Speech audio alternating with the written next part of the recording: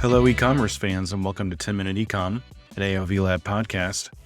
Every episode, we break down a new and different tactic that can help you improve your e-commerce KPIs, key performance indicators. I'm your host, Andrew Figgins, and like most of you, I am an e-commerce professional.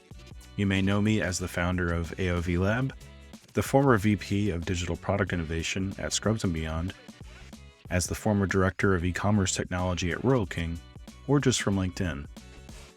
Today, I'm excited to be talking to Kyle Treece, an e-commerce peer with a really cool tactic that I'm eager for him to introduce. Kyle, what did you bring on the show today to share with your e-commerce colleagues? Yep, Kyle Treece here. I've spent the last almost 6 years at Bed Bath Beyond, which formerly was Overstock acquired the digital properties of Bed Bath Beyond this summer in 2023. So we've since rebranded to Bed Bath & Beyond, and I'm based out of Salt Lake City, specifically South Jordan. The tactic or idea I wanted to bring to you today was specifically around the evolution of our triggered events and tactics that we utilized at Bed Bath & Beyond. And by triggered event, I would mean something very specific to a user behavior or action or characteristic that we've seen. Thank you, Kyle. After the ad, we'll get right into the chat. Today's episode of 10-Minute Ecom is brought to you by Optiversal. Optiversal provides AI-generated SEO landing pages that can help you rank and earn organic traffic for keywords you don't currently rank for. Their software is being used by some of the premier brands in e-commerce like Best Buy, Petco, and Tractor Supply Co. I was Optiversal's customer at Scrubs & Beyond and saw firsthand how Optiversal started from scratch and built a multi-million-dollar organic traffic channel. Their technology 100% works. Go to aovlab.com and click on Vendor Network to set up your 30-minute discovery call with Optiversal. And now, back to the show. Kyle, tell me about this in some detail. Where did the idea come from and how's it work? Our recent change in CMO has left our current retail president as our CMO, but our former CMO, her name was Angela Sue. She came from almost, 20 years at Lamps Plus. She was very driven around triggered content. And I think her reasoning being a marketer was, how can we make things more meaningful for the people who are interacting with our site and our brand in a way that kind of helps them find what they're looking for, but quicker than had they otherwise been unguided in general.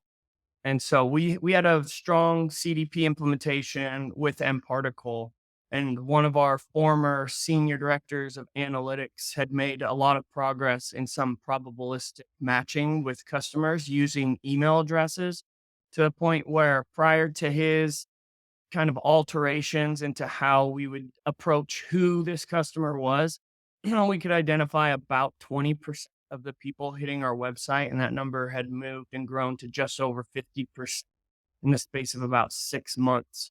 And the benefit from the product side is that opened a lot of doors because the kind of data we were collecting about these customers would be, simple and at the same time advanced. What subcategories were they shopping? How many product pages had they shopped? Some of the integrations with Google give us external information about how likely they were to be in the purchase phase of their purchasing life cycle in general. And so we started really simple. And luckily, we were a promotional company. So we had levers that not all companies have. I'm curious, so I have to ask this. How did being a promotional company come into play here? One of the easiest ones was our coupons. And so one of our first implementations that was on the website, we were doing this in email in general. I think most large companies have some slight structure behind having content that's a little different depending on who you are.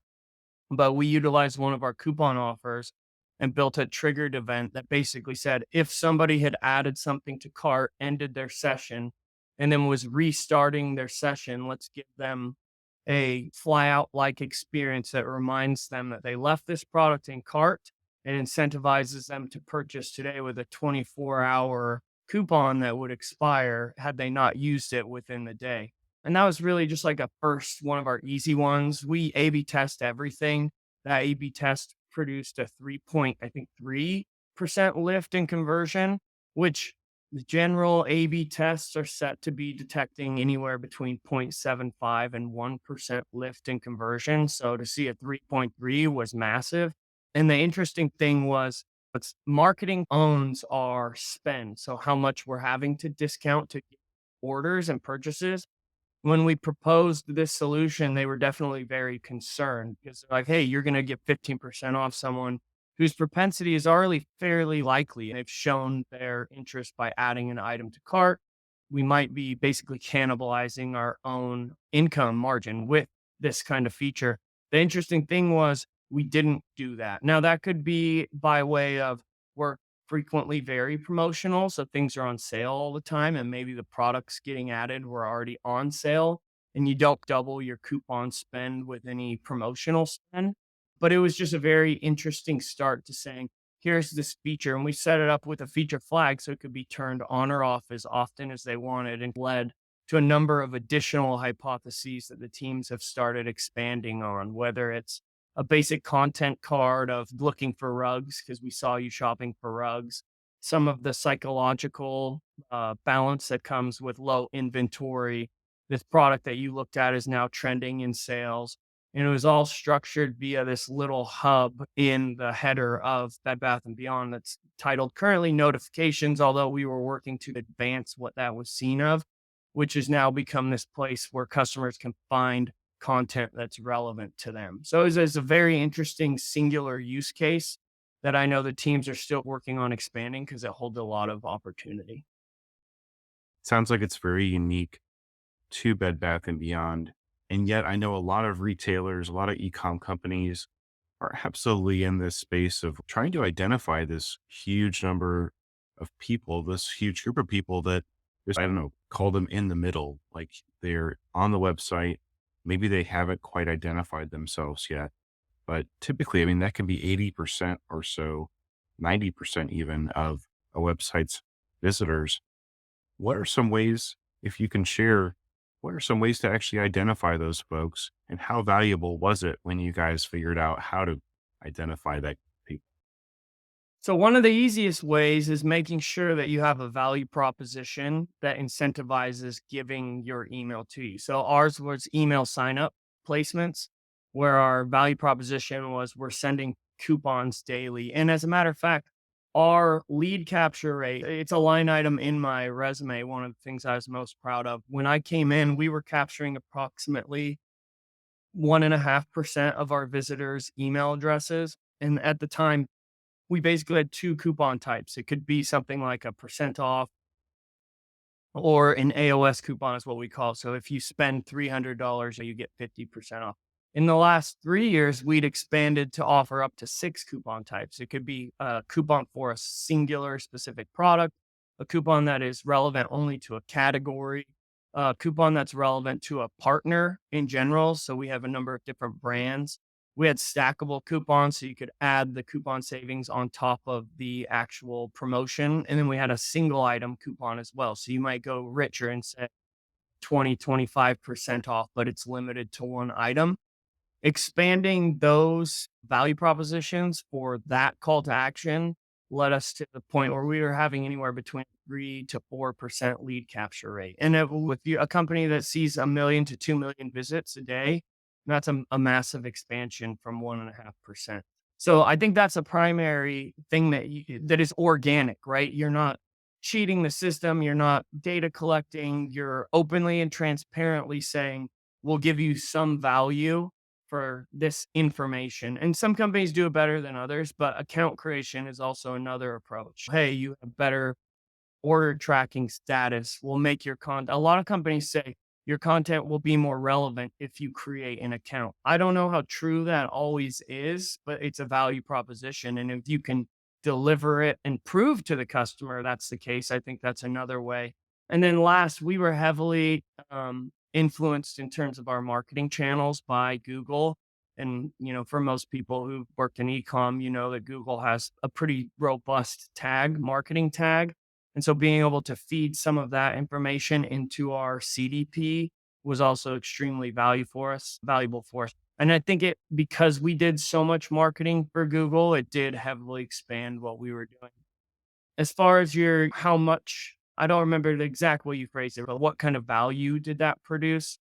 It's really hard to measure because you're changing your marketing tactics all the time. So where your spend is going and what results, what kind of traffic that's bringing. And you can't really A/B test going from probabilistic match rate of 20% to 50% because you just start implementing that and seeing what happens. But I can tell you a number of the site to A/B tests is how you would frame it. A number of the A/B tests that we ran, which I can recall maybe 15 to 20 offhand. Those tests would typically see a win rate between 60 and 70%. Where if you're looking at just like general A/B experimentation for our feature development in terms of like how the website looks and where things are positioned and the wording, background, the design, all of your win rate is usually 35 to 45%. So you do have a much higher likelihood of providing meaningful value to your customer when it's something that's specific to them. And I don't know if that's a good enough answer, but it's as close as I can get for you. Yeah, absolutely. I appreciate it.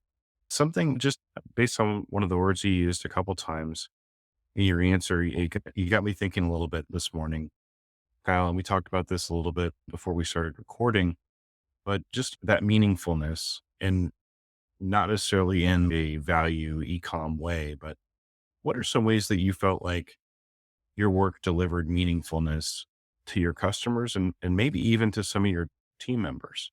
I can, it's a different question, but figured I want to ask that type of question of you.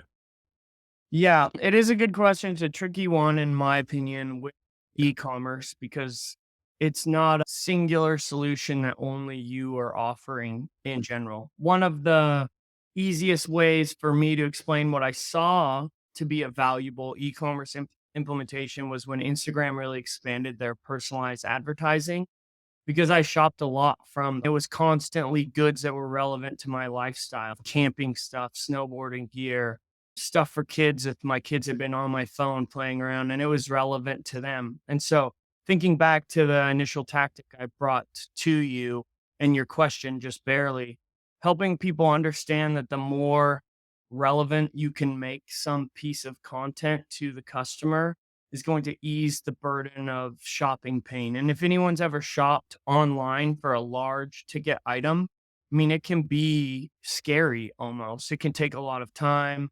You can almost buy 6 times and back out every time. You can check your cart daily for 30 to 60 days.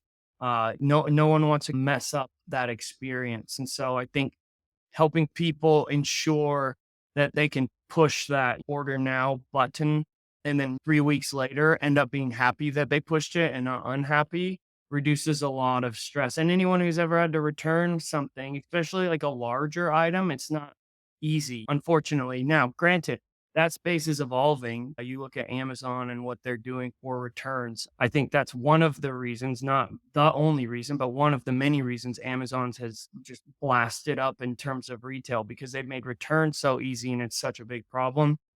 The other example I would use, and we were talking about this a little bit earlier on the call, but is if, and this is how I would lean into my teams without trying to convince them of something they didn't believe, mind you, right? It was just, here's my take on why it can be meaningful is as a not target persona of the overstock Bed Bath and Beyond customer base, but someone who shop and spend money on the site fairly frequently, more frequently probably than I should have. I've seen spaces in my home or places I've lived go from we never go into that room, we never sit in that area. We hang out on the couch inside to we're hanging out outside because we have this wonderful space. We bought a fire pit and now we're hanging out by the fire when we never were before. And I think that just maximizes the utility of what customers are looking for by finding a product on your site. And I think that's meaningful enough to say you can get behind that kind of value proposition in general. It might not be meaningful enough for everybody. There's people who really want deep rooted meaning in what they do, and that might not work for them.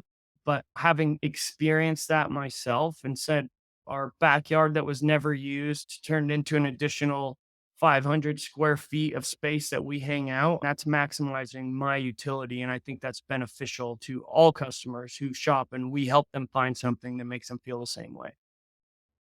Awesome.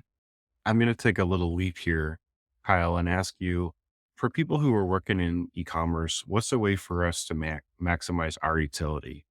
Maybe in the same way as that patio set.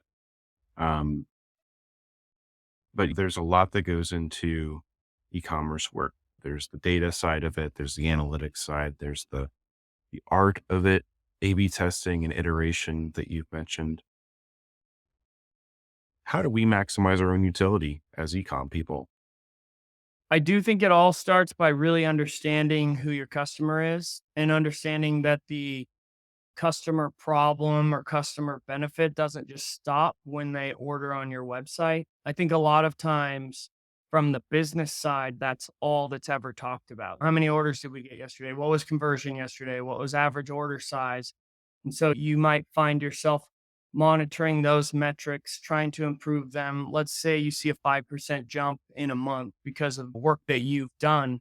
I just don't think that's enough to say at the end of the day, hey, I really feel happy about what I'm doing. That's like a business outcome, right? It's not meaningful. I think you brought up that you had worked previously at a tractor sales place. I want to say, I think there's members of my family who are farmers, and that's how they make their living. And thinking about tractors, I know one member specifically has very high tech tractors on his farm to the point where it's like programmed GPS and the tractor goes and does everything. Yes. Somebody sits in there, but they don't do anything. They just sit there. For that individual, getting a new tractor that did and didn't have GPS, for example, means he can pay either people less or have less people in general. He'll be more profitable. His farm will be easier to manage. And that's a massive load of stress off of their shoulders because of a product you purchase. So I think that's the other aspect, is just making sure you really understand, like, why am I selling what I'm selling? And I'm sure there's products where that's not always possible, to a point where it's like, hey, his life is better because he can make more money and run a more profitable farm with less stress, for example. I get that. But I think understanding that no matter what product you're selling is the one way that you can come out of every day saying, hey, I'm doing something meaningful that's really trying to, and for me, if I was working at a tractor company, I don't know that my utility would be maximized because tractors are out of scope for my world of living in a city, right? But knowing that the people I'm selling to are going to be more operationally functional and more profitable as a result, I think having that mindset should be standard product in general, standard ecom business owner objective, to make sure you understand that. But believing that you understand it and taking it past the point of sale measurement, and you know what I'm saying? Like getting into lifestyle change that your product causes, I think is the primary way that I would recommend getting there. Awesome. Yeah, that makes total sense to me. I was going to make a joke about, what if the tractor has two snowboards on it and it's going downhill and it's powered by electricity or something? That would be pretty cool. Maybe that's the kind of tractor that would be right up your alley, Kyle. Sounds good to me.